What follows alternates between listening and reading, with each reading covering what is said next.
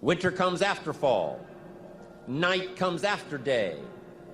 Difficulty follows opportunity. Recession always comes after expansion. It's been the rhythm of life for the last 6,000 years of recorded history. So the winters are going to come.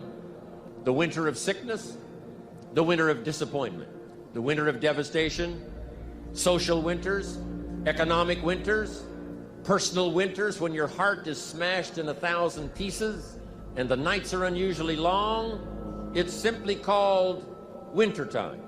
But the winters are inevitable. So it has been for the last 6,500 years recorded history. You say, well, Mr. Rohn, what can I do about the winters of life? That as you go through the challenges of life and you look at it and embrace whatever comes to you, don't run from it. Step toward it. Don't try and duck it like most people do. See, most people want it easy.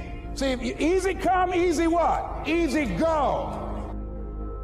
Here's what's exciting about the passing of time. It takes you through whatever you're experiencing at the moment. That's what time will do, take you through the winter. Now, how do you handle the winters? Make this little note. You can get better, and you can get stronger, and you can get wiser. There's no winter that you can't overcome. There's no winter that you can't figure out how to survive. You must look out for your enemies. And believe me, we're going to have some. There's going to be political enemies. There's going to be social enemies. There's going to be people that'll be envious, and they will not be your friends. How you going to show power if you're not up under attack? How you going to show resistance if something's not trying to pull you over? Resist, resist. Stop being neutral and stop being indifferent. Resist. Take a stand and resist.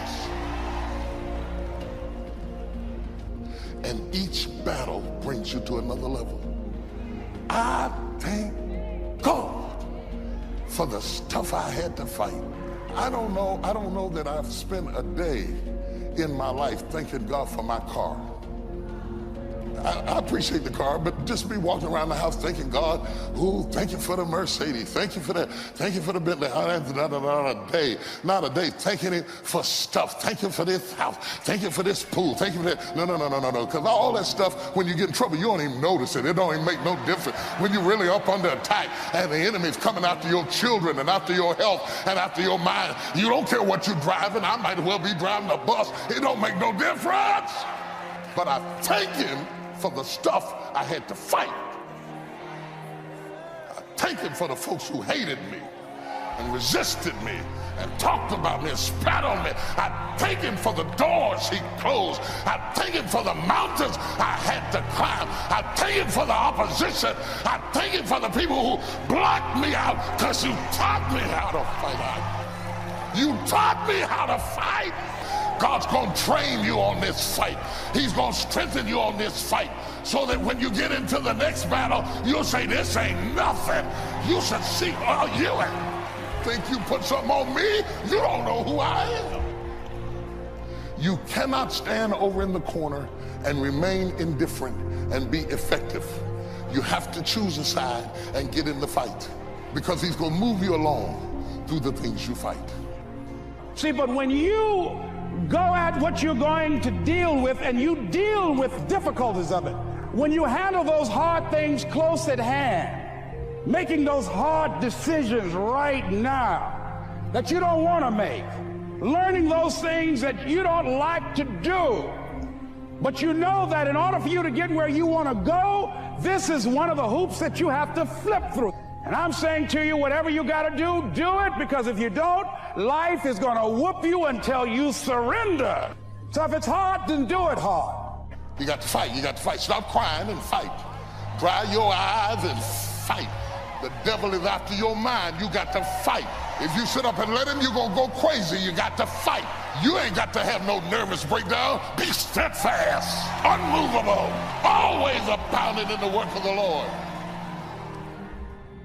It's necessary you take responsibility for it, that you make it happen, that you don't give up, that you don't take any objection or disappointment or defeats personally, that you keep on keeping on, that you don't decide that I can't make it because you can't see the light at the end of the tunnel, that you realize that's a part of the program. And here's something you've got to resolve. Say this to yourself every day. See, as long as you're breathing, you got a shot at your dream. That's the way I resolve. Say this, please.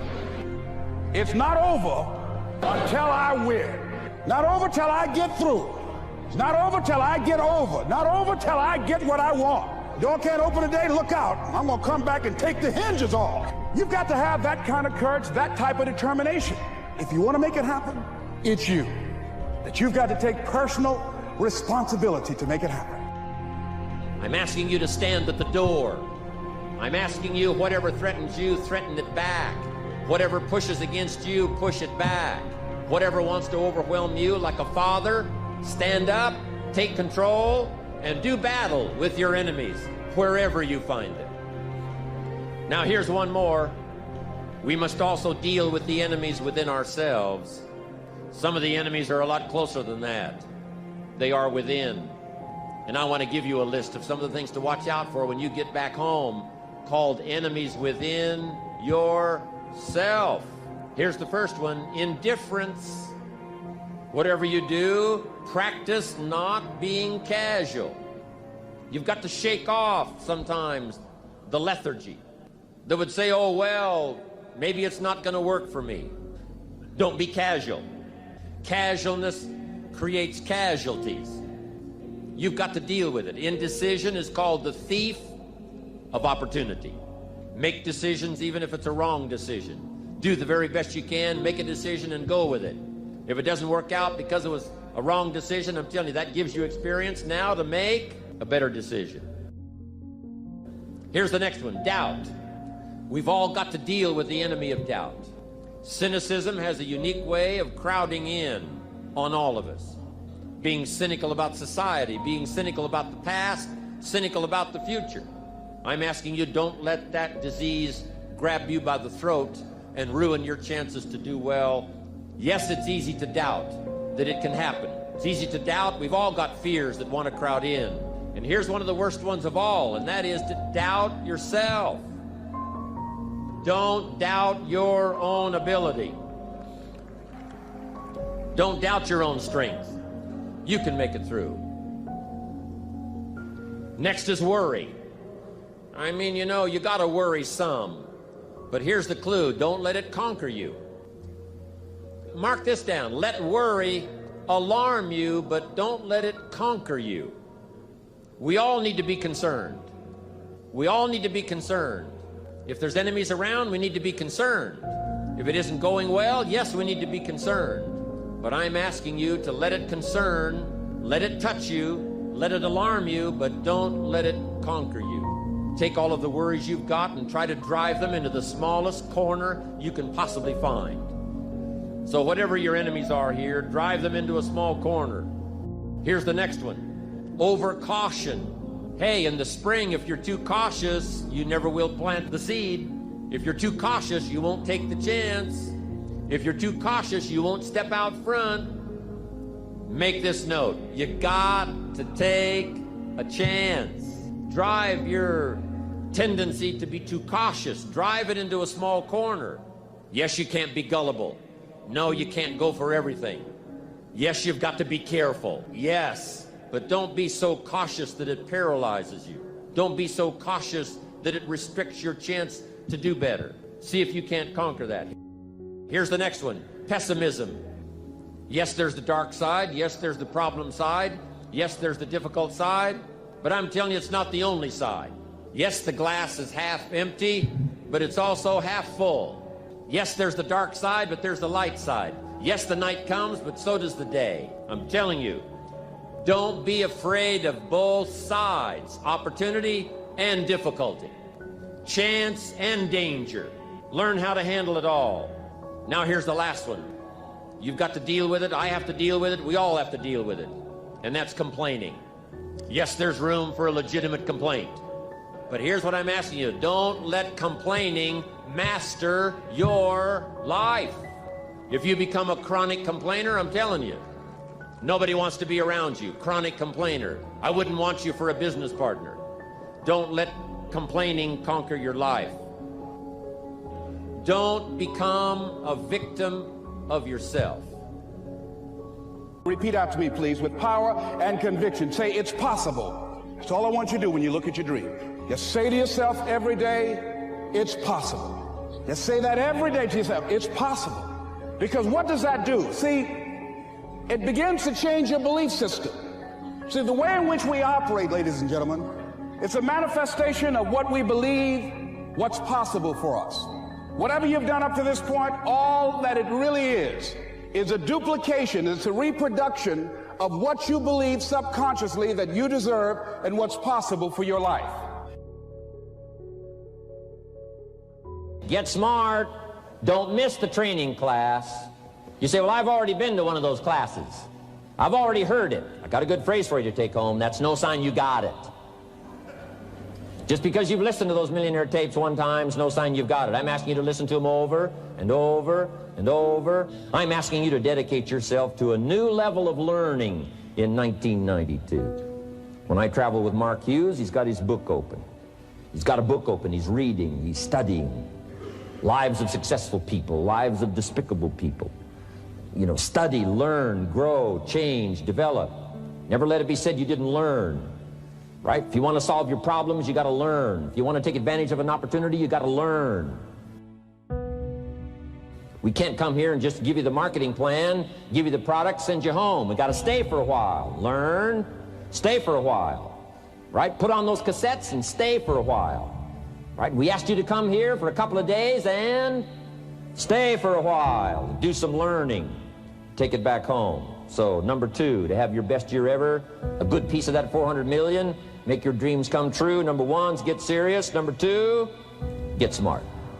Develop your own personal philosophy here. Philosophy, major determining factor in how your life works out. Each person's philosophy is like the set of the sail. The same wind blows on us all. The difference in where we arrive at the end of the week, at the end of the month, at the end of the year is not the wind that blows. And the wind is blowing around the world. The world is in solution. Things are a-changing. The walls have come down. All kinds of things are happening. In Russia today, the winds are blowing. But what's going to make the major difference? Each person's personal philosophy that sets a better sail, sets a better sail. So don't ask for a more favorable wind. That's like wishing something that's not going to occur. Don't ask for better seed and soil. All you got's what's available. Don't curse what you got. On this planet, all we got's the seed that's here, the soil that's here, the miracle of life that's here, the opportunity that's here, the seasons that are here. That's all we got. Wherever you've come from in your country, the economy you got, that's all you got. In America, our economy, that's all we got. The government, that's all we got. The marketplace, that's all we got. Whatever you do, don't criticize all you got. The key is to set a better sail and turn what you've got into the miracle of your future.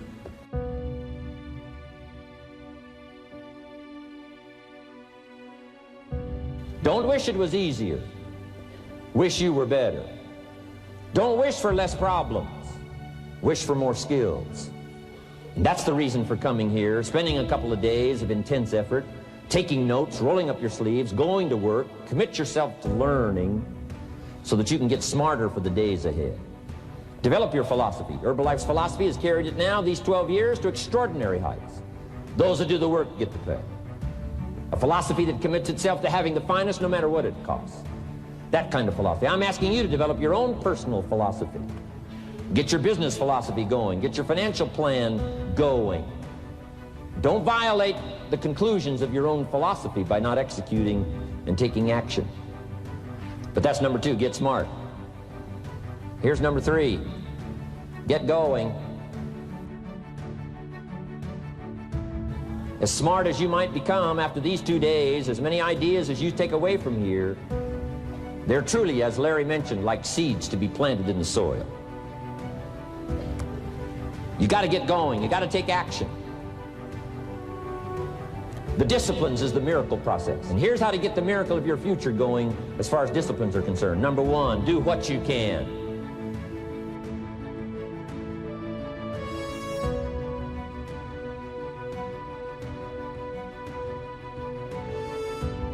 You might go home and set a whole new pace for yourself, and we call it cleaning up neglect. Should walk around the block, could walk around the block for your good health. Don't walk around the block. See, you're on the wrong track. Should read, could read, don't read. On the wrong track.